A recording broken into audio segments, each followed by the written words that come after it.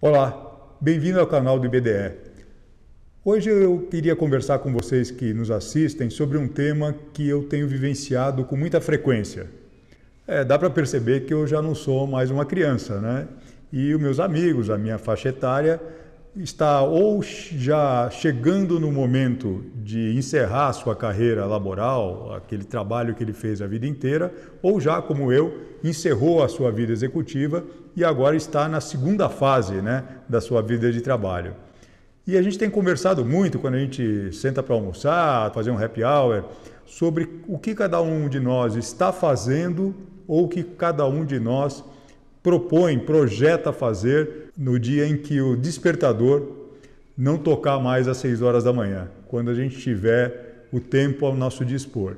E é interessante porque muita gente fica bastante aflita com relação a essa situação, porque nunca parou para pensar nisso de uma maneira séria, de uma maneira objetiva. Então eu queria conversar um pouco com vocês, e até com a minha experiência que eu tenho vivenciado nesse último ano, sobre esse novo momento da vida. Só para falar um pouquinho da minha experiência, eu trabalhei desde os 20 anos sempre na área de serviços financeiros, sendo que os últimos 20 anos como diretor e diretor executivo.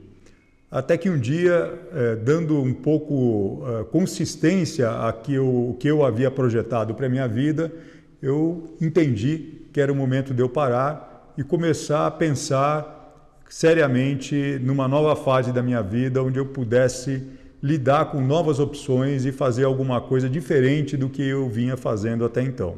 O que é mais interessante que eu queria dividir é que a gente nunca tem consciência real de qual é o melhor momento para parar, para a gente apostar numa segunda fase.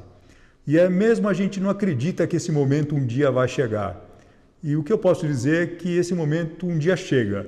Você começa a perceber que você está um pouco descolado da realidade da empresa, do mercado. Você já é visto dentro do ambiente de trabalho como o cara mais sênior dentro da empresa. E, infelizmente, por conta disso, um cara old fashion, um cara desatualizado, mesmo que não seja, e existem muitos casos onde a gente não é.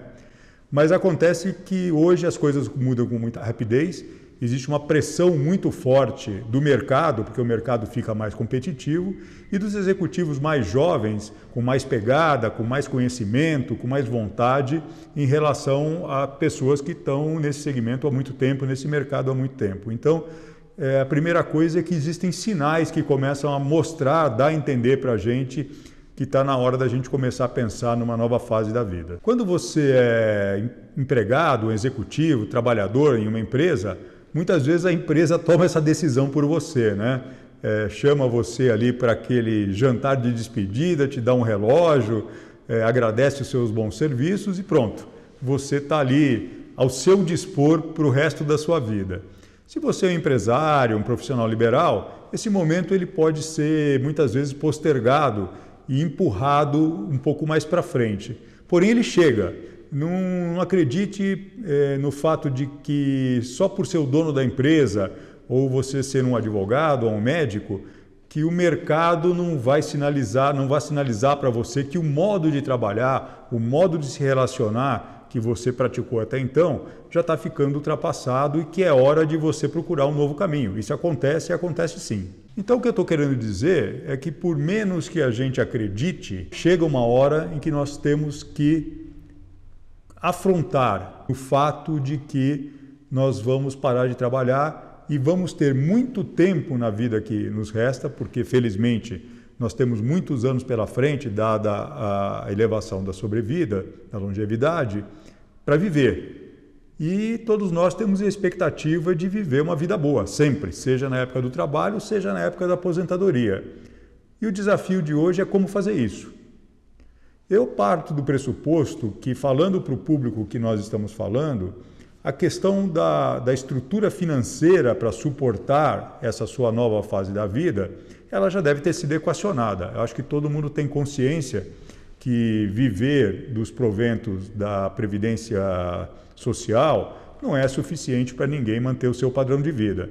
E creio que todo mundo tem consciência de que precisa ter investimentos, poupança própria, um meio de manter o seu padrão de vida. Isto é a pedra fundamental, lapidar para uma fase pós-laborativa saudável e feliz.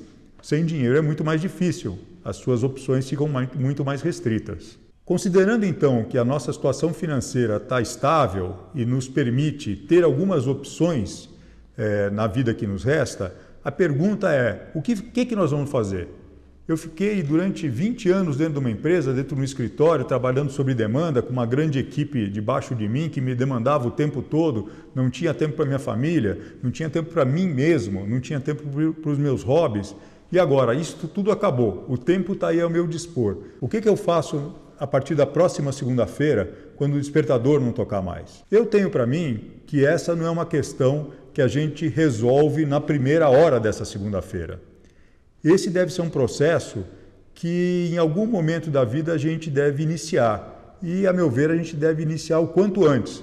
Porque quanto mais próximo desse momento da aposentadoria a gente começar a pensar sobre isso, mais distante dos nossos desejos, da nossa aptidão, a gente vai ficando. A gente vai esquecendo as coisas que a gente gostava. A gente vai matando os nossos sonhos. A gente vai ficando distante de trabalhos, atividades, aspirações que a gente sempre sonhou poder fazer e não fez e que acabam se perdendo nessa estrada longa da nosso período laboral. O que eu estou dizendo então é que a gente deve começar a pensar sobre o que eu gosto de fazer, o que eu gostava de fazer e parei de fazer. Eu gosto de conviver com a minha família, eu gosto de viajar com a minha mulher, eu gosto de viajar sozinho, eu sempre quis aprender uma língua, eu gosto de fazer esportes, eu gosto de ler, eu gosto de escrever, eu gosto de trabalhar em ações filantrópicas, em atividades religiosas. O que eu gosto de fazer efetivamente? Seria interessante fazer um processo de redescobrimento, cutucar lá no fundo da sua alma, da sua memória, coisas que você adorava fazer e deixou de fazer. E tentar elencar essas coisas. Uma vez feito isso, é claro que não vai dar para fazer tudo de uma vez, né?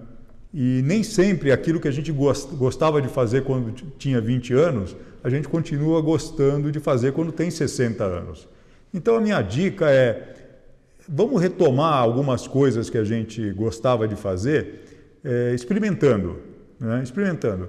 Exemplo, você gostava de andar de bicicleta e parou de andar de bicicleta porque não tem mais tempo.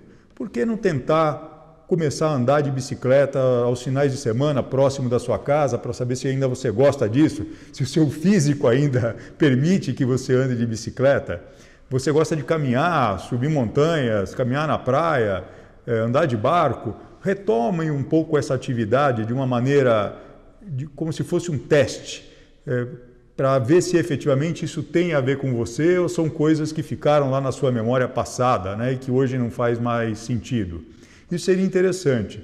E feito esse teste com um grupo de atividades que você efetivamente percebeu que ainda fazem sentido para você, comece a cultivar isso, né? Não dá para começar a pedalar de uma maneira intensa de um dia para o outro. Isso é um processo.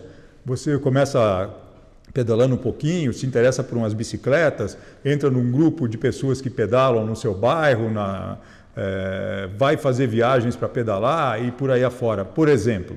Então a minha dica é ir selecionando atividades que te dão prazer, né?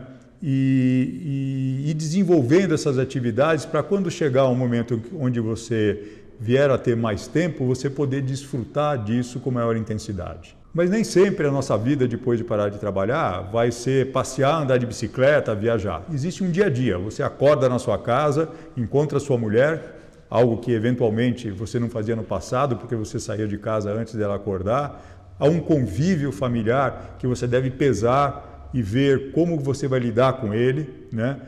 O pessoal brinca, né? A pior coisa de um cara aposentado é ficar em casa atrapalhando a faxina, ou dando palpite no que vai ter de almoço, né? Então seria interessante você tentar projetar como vai ser a sua rotina, qual vai ser o seu dia a dia, como você vai ocupar de uma maneira prazerosa o seu tempo, né?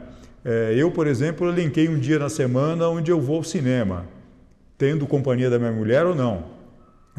Isso é interessante, você pode escolher filmes que você não veria acompanhado, isso ocupa o seu tempo de uma maneira prazerosa, não é vergonha ir no cinema quarta-feira à tarde, né?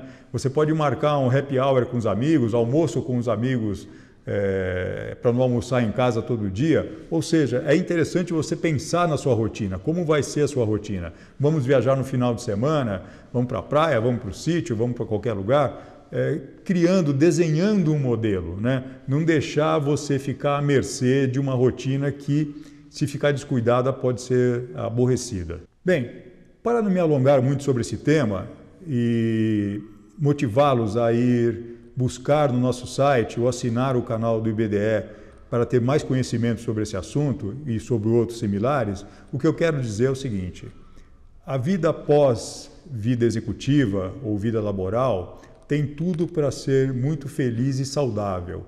Nós vamos ter, provavelmente, uma situação financeira que nos permita desfrutar disso, nós vamos ter saúde e nós vamos ter tempo.